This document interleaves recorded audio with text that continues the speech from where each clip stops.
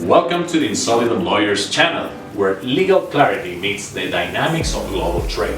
Today, we unravel the vital role of the WTO. Stay with us and discover. The World Trade Organization, or WTO, is the pulse of international trade, ensuring that market streams flow with fairness and predictability. In an interconnected world, the WTO is the backbone of the norms governing the exchange of goods and services between nations.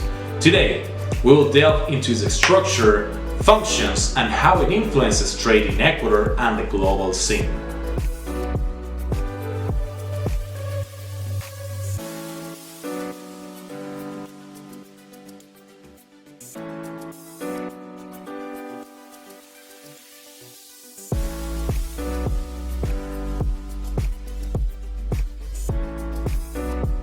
The World Trade Organization, known as the WTO, is an entity that we could consider the main forum for governments around the world to negotiate and supervise international trade agreements. Founded in 1995, it succeeds the General Agreement on Tariffs and Trade, better known by its English acronym GATT. The WTO currently has 164 members, representing over 98% of global trade. Its main purpose is to provide a framework for member countries to negotiate trade agreements and resolve related disputes. In addition, it works to reduce trade barriers such as tariffs and other measures, which are often agreed upon in rounds of negotiations among all member countries. The WTO also dedicates itself to assisting the producers of goods and services, exporters and importers in carrying out their activities, providing a stable and predictable commercial environment. This is crucial because it allows companies to plan and make decisions without fear of sudden changes in trade policy. From the perspective of Ecuador and other developing countries, the WTO is a platform to influence the rules of global trade. It is a space that allows these nations to defend their commercial interests and participate in negotiations that can lead to broader access to international markets. Furthermore, the WTO strives to ensure that all nations, regardless of their size or economic power, have a voice and representation in global trade. This is fundamental for equity and international economic justice. An essential aspect of the WTO is its dispute settlement mechanisms, considered one of the most active at the international level. This system helps to ensure that trade disputes between countries are handled in an orderly and legal manner, thus avoiding conflict and encouraging compliance with agreements. In this sense, the WTO not only facilitates free trade but also establishes the rules for it. It ensures that regulations are transparent and fair for everyone, and when differences arise, it offers the means to resolve them peacefully and efficiently.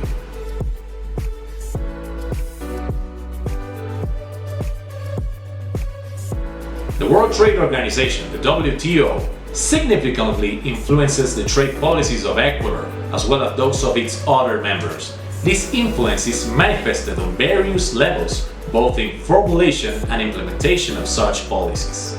Firstly, by being a member of the WTO, Ecuador commits to adhering to the principles of the organization, which promote free and fair trade.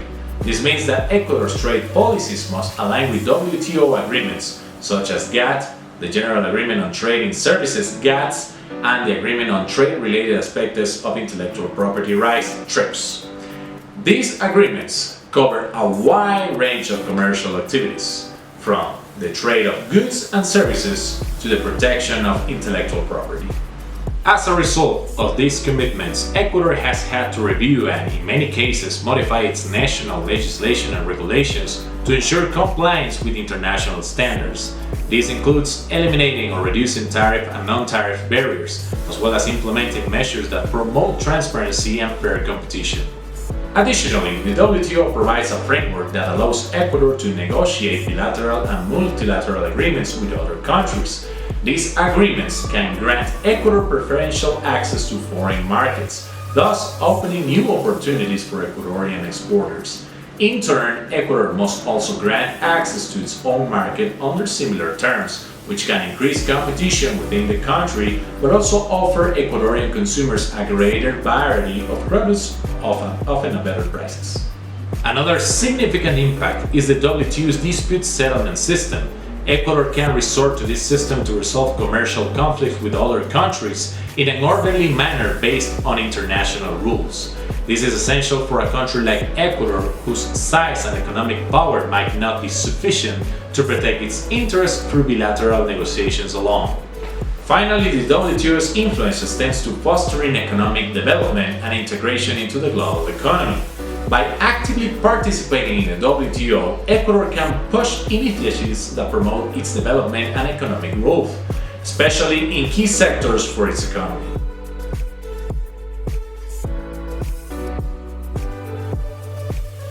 The World Trade Organization, the WTO, represents both an opportunity and a challenge for developing countries, such as Ecuador. By integrating into this body, these countries benefit from access to large markets, which can translate into an increase in exports and therefore economic growth. The WTO also promotes stability and predictability in international trade, two crucial factors that can attract foreign investment and foster international cooperation. Developing countries, through the WTO, have the opportunity to participate in the creation of global trade rules. This is essential to ensure that their interests are taken into account and to prevent trade regulations from being dictated only by the more powerful economies. In addition, the WTO offers technical assistance and training to help these countries build the necessary infrastructure to effectively participate in world trade and to comply with trade agreements. However, the challenges are also significant. Often developing countries face difficulties competing with larger economies due to limitations in terms of production, capacity, technology, and access to capital. These limitations can make it difficult to take advantage of the opportunities that arise.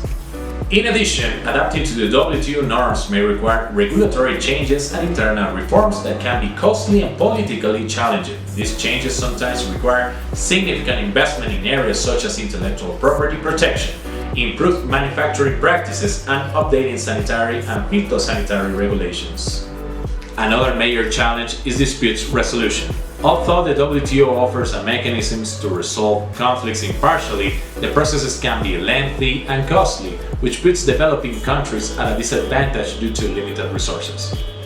To that extent, the WTO opens doors for developing countries to integrate into the world trade system, but it also obliges them to face internal and external structural challenges. The success of these countries within the framework of the WTO will depend on their ability to overcome these challenges and take advantage of opportunities for sustainable development and poverty reduction.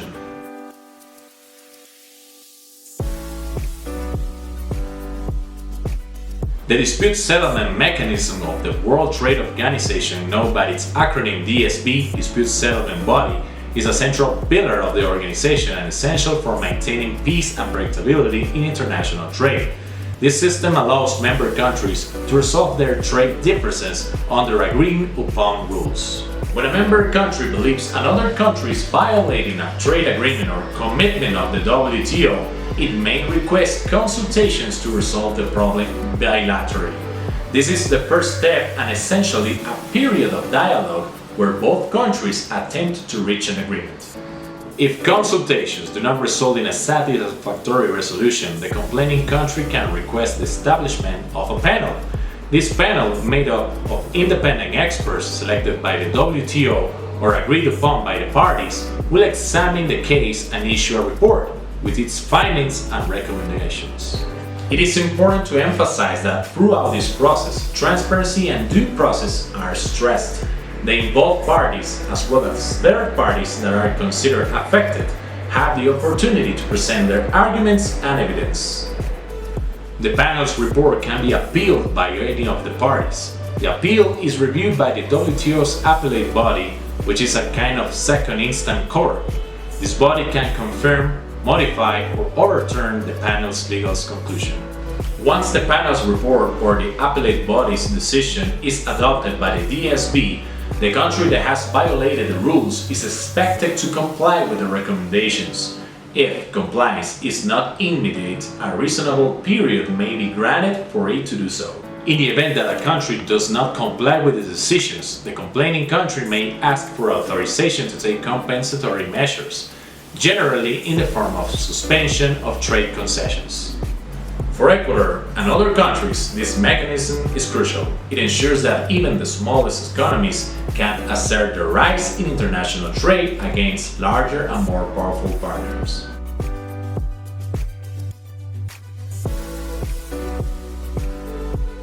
International agreements are the foundations upon which the World Trade Organization's framework is built.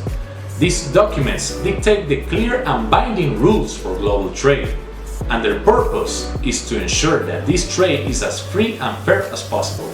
Under the umbrella of the WTO, there are multiple agreements that cover a variety of topics, from customs tariffs and trade in services to intellectual property and sanitary and phytosanitary measures. For example, the General Agreement on Tariffs and Trade, or GATT, focuses on the trade of goods and seeks to reduce tariffs and other trade barriers. The General Agreement on Trade in Services, or GATS, deals with services, while the Agreement on Trade-related aspects of intellectual property rights, known as TRIPS, sets out how intellectual property rights should be protected in international trade. For countries like Ecuador, these international agreements are powerful tools. They allow developing countries to more fully integrate into the global economy and take advantage of its benefits, such as preferential access to markets for their products. At the same time, the agreements ensure that their interests are defended and respected on a global stage.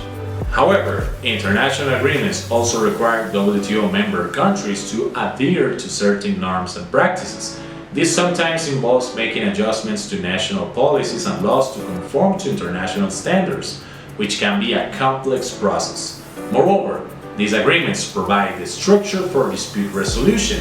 When these agreements arise over the interpretation or application of an agreement, as mentioned earlier, the WTO offers a dispute resolution mechanism that is recognized for its effectiveness and focus on equity.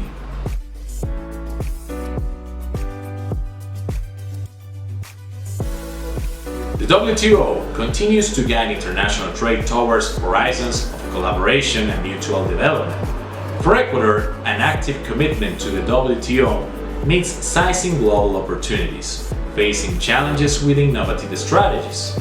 If this content has been useful to you, we invite you to subscribe to our channel, share your opinion in the comments, and give like to support our vision to inform and educate. Remember that in Solidum Lawyers, we are dedicated to providing you with clarity and direction in the complex world of international trade. Thank you for joining us in this analysis of the WTO. Until next time, and remember, in international trade, knowledge is as valuable as the goods that are traded. See you soon!